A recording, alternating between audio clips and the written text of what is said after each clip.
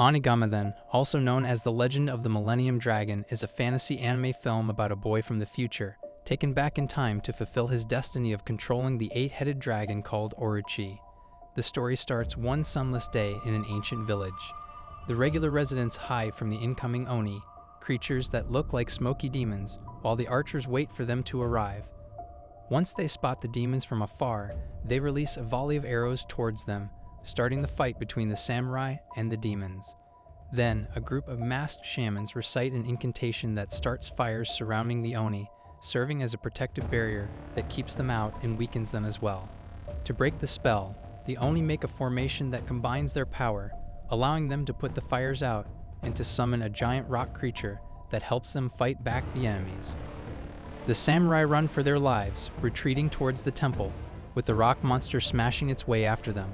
Unfortunately for them, someone much more powerful than the monster is there to aid the samurai, the monk Genin. With a single blow using an incantation, he destroys the monster into pieces and incinerates it with magical fire, making the Oni run away in fear. The sun suddenly breaks through the gloomy sky, making Genin think that it's a sign for him to travel in time. With that, the film transports the viewers 1,200 years later, when Jun Tendo, a teenage boy, rides his bike on his way home.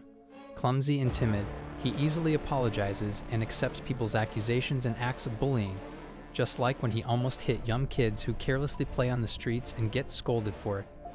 Not knowing that someone is watching him from another world, he reads a sign that says something about having the courage to do the right thing, reminding him of his father who died because of saving a kid.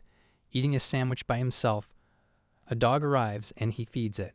All of a sudden, a portal opens in the sky, letting a small Oni get through. It chases Jun until he reaches a temple with an anti-Oni barrier, causing the little monster to give up and disappear. He runs up the staircase and enters a building. Wondering if the structure's always been there, Jun calls to see if anyone's there, hoping to apologize for entering without permission. Genin welcomes him, volunteering to take care of the boy's injured hand. He leads the kid to a room filled with murals of the Oni, similar to the one that chased him. Genin tells him that Jun is being targeted by the dark monsters. He then explains about the wickedness of the Oni and the battle between them and the humans back in the Heian period. The murals come to life, seemingly attacking him, making Jun lose consciousness. When he wakes up, he asks if he's in a movie set, but Genin tells him he's in Toho Queen Temple in Rakudo. He entrusts Jun to Reiko Minamoto, a skilled swordsman. The samurai tests Jun's ability by attacking him, but is disappointed that the latter seems to lack skills, making him wonder if he's really the savior.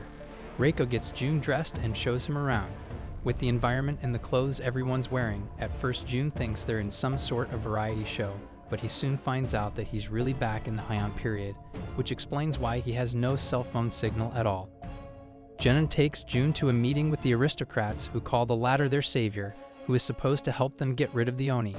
Confused, the monk explains to him that the birthmark on his chest proves that he is a direct descendant of nobles, meaning he's the only one capable of controlling the eight-headed dragon called Orochi. Jun refuses, saying he doesn't know how to fight, surprising the aristocrats with his cowardly behavior. Counselor Taji ends the meeting and feeds the boy, telling him to think things over before ordering Reiko to take him home. Reiko takes him to a place where he usually thinks. They talk a bit and Jun teaches the samurai how to catch a dragonfly. The swordsman warns him not to trust people so easily.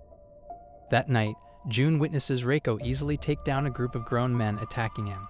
After the fight, where fortunately no one died because the samurai only knocked them down, Reiko introduces another samurai named Suna Watanabe to Jun. While Reiko and Jun are talking, an alarm signifying an Oni attack blares, and so they rush to the scene where a giant spider-like monster is causing a rampage. However, they realize that it's only a diversion so that the Oni can attack Shinsen-en Temple. Jun is left alone on the streets. Genin picks him up and takes him to the lake.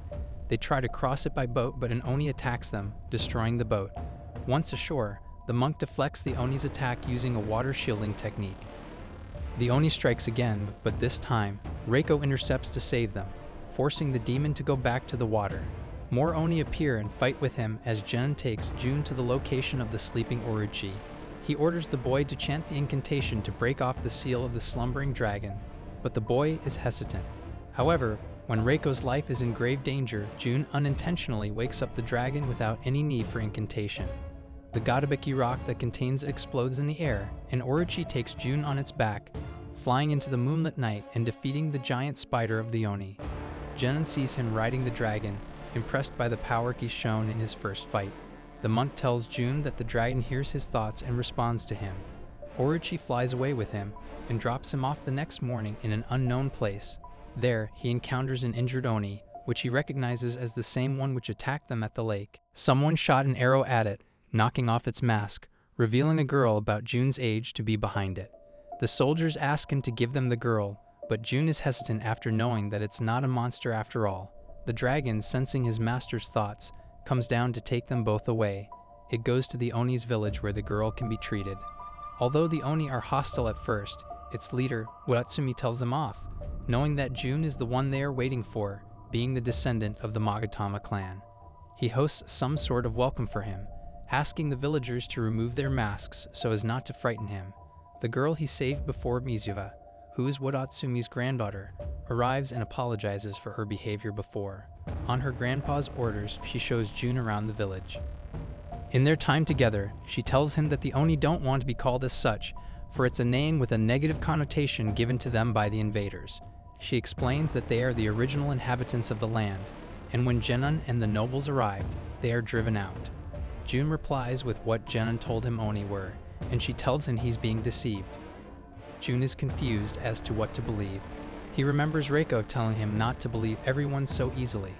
Wadatsumi holds a feast for Jun, and there he reveals that Genon's real objective is to get the power of the lake using the dragon, so that not even the gods can oppose him. On hearing such opposing stories from the two sides, he decides not to join in the fight because he doesn't really know who's telling the truth. Wadatsumi is about to send him back to his time when Mizuha tries to convince him again to help them. Jun is so conflicted that Orochi arrives to take him away, but the girl tags along. Genon senses an incoming Oni when the dragon and the kids collide into the anti-Oni barrier. They crash in the lake, Orochi smashing into some rocks. As Jun tries to check if the dragon is hurt, Reiko, who is revealed to have been one of the villagers before, talks to them, telling Jun to make his own decision before leaving. Mizuha uses her power to free Orochi and to open a water mirror that can take Jun back to his own time.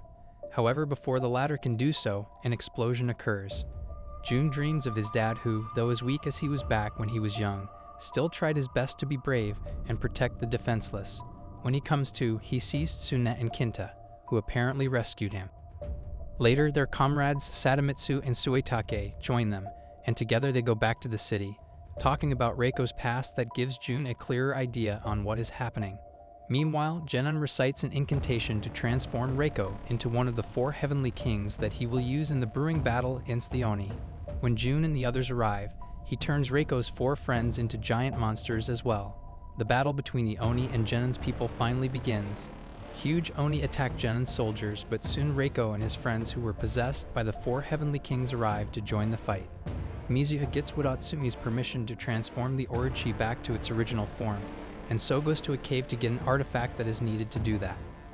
In the battlefield, Jun tries to stop the fight between Reiko and a giant Oni, but having no control over his own body, the swordsman continues his attacks. The savior learns that Genon killed the councilman. To top it off, he's also the one who's behind the death of Reiko's parents, who only tried to bring peace to both their tribes. As if that's not enough, he is now using their child in his selfish efforts to gain power. Mizuha arrives and helps Jun face Reiko using her power to manipulate water, but to no avail. Wadatsumi gives a dagger to the savior that would remind the swordsman of his past. Seeing the dagger, Reiko's transformed form becomes confused. Sensing this change, Genon strikes him down. Mizuha attacks but gets wounded. Unable to fight, she gives the artifact to Jun. That artifact merges with Reiko's dagger, forming a sword. He tries to fight but gets overpowered by Genon, who has Reiko's friends turned monsters by his side. He then absorbs the Heavenly King's powers, transforming himself into a gigantic fire demon. Seemingly drunk with immeasurable power, Genon starts attacking everyone, even his allies. The Oni try to stop him, but they're no match for him. Fed up with the demon, Jun summons the true form and power of Orochi, which can control all the world's water. Genon overestimates his power, wanting to subdue and take the power of the Orochi as well. He shoots his molten lava at it, sumo style, but the 8-headed dragon is unfazed by his attacks. The dragon heads bind him, lifting him up into the sky, where he sees Orochi's true power. Spewing nonsense speech, Genin gives his last-ditch effort, only to die under Jun's sword. With that, the battle ends and peace is restored in the land. Jun lands, welcomed by the Oni. He checks Mizuha and feels happy she is alive. They look at the lake formed in the sky. Its water raining down as the eight-headed dragon disappears. In other parts of the land, Reiko's friends find him still alive as well. He asks them what happened to the battle, and is glad to know that Jun finally made a decision to be brave and fight for what he believes in. Jun goes back to his time, a changed teenager, one who is braver and more confident, just like his father. He happily recalls the time he spent in the Heian period that made that change possible, as he looks at a photo of him, Reiko, and Mizuha together.